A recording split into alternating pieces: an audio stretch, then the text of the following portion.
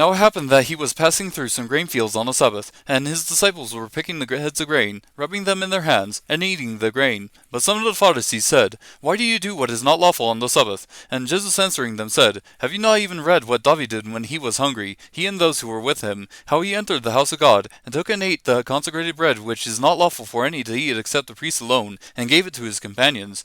And he was saying to them, The Son of Man is Lord of the Sabbath. On another Sabbath he entered the synagogue and was teaching, and there was a man there whose right hand was withered. The scribes and the Pharisees were watching him closely to see if he healed on the Sabbath, so that they might find reason to accuse him. But he knew what they were thinking, and he said to the man with the withered hand, Get up and come forward. And he got up and came forward. And Jesus said to them, I ask you, is it lawful to do good or to do harm on the Sabbath, to save a life or to destroy it? After looking round at them all, he said to him, Stretch out your hand. And he did so, and his hand was restored. But they themselves were filled with rage, and discussed together what they might do to Jesus. It was at this time that he went off to the mountain to pray, and he spent the whole night in prayer to God. And when they came, he called his disciples to him and chose 12 of them, whom he also named as apostles, Simon, whom he also named Peter, and Andrew his brother, and James and John, and Philip and Bartholomew, and Matthew and Thomas, and James the son of Alphaeus, and Simon who was called the Zealot, Judas the son of James, and Judas Iscariot, who became a traitor. Jesus came down with them and stood on a level place, and there was a large crowd of his disciples, and a great throng of people from all Judea and Jerusalem and the coastal region of Tyre and Sidon, who had come to hear him and to be healed of their diseases. And those who were troubled with unclean spirits were being cured. And all the people were trying to touch him, for power was coming from him and healing them all. And turning his gaze toward his disciples, he began to say, Blessed are you who are poor, for yours is the kingdom of God. Blessed are you who are hungry now, for you shall be satisfied. Blessed are you who weep now, for you shall laugh. Blessed are you when men hate you, and ostracize you, and insult you, and scorn your name as evil, for the sake of the Son of Man. Be glad in that day and leap for joy, for behold, your reward is great in heaven. For in the same way their forefathers used to treat the prophets. But woe to you who are rich, for you are receiving your comfort in full. Woe to you who are well fed now, for you shall be hungry. Woe to you who laugh now, for you shall mourn and weep. Woe to you when all men speak well of you, for their fathers used to treat the false prophets in the same way. But I say to you who hear, love your enemies, do good to those who hate you, bless those who curse you, pray for those who mistreat you. Whoever hits you on the cheek, offer him the other also, and whoever takes away your coat, do not withhold your shirt from him either.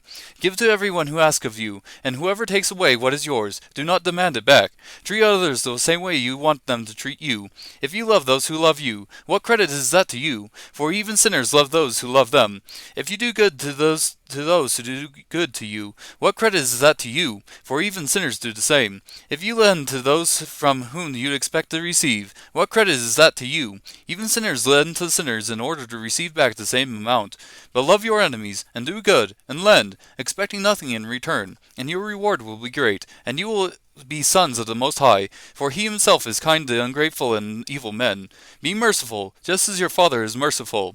Do not judge, and you will not be judged, and do not condemn, and you will not be condemned. Pardon, and you will be pardoned. Give, and it will be given to you. They will pour into your lap a good measure, pressed down, shaken together, and running over.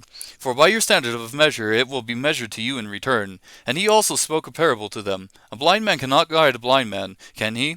Will they not both fall into a pit? A pupil is not above his teacher, but everyone, after he has been fully trained, will be like his teacher.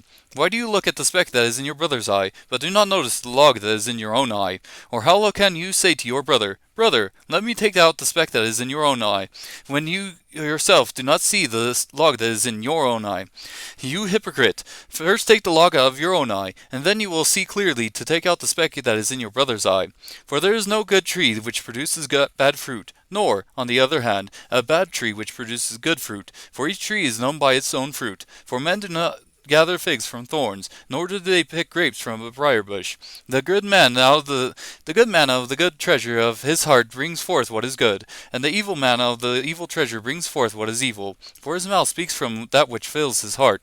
Why do you call me Lord, Lord, and do not do what I say? Everyone who comes to me and hears my words and acts on them, I will show you whom he is like. He is like a man building a house, who dug deep and laid the foundation on the rock. And when a flood occurred, the torrent burst against that house and could not shake it, because it had been well built. But the one who has heard and has not acted accordingly is like a man who built a house on the ground without any foundation, and the torrent burst against it, and immediately it collapsed, and the ruin of that house was great.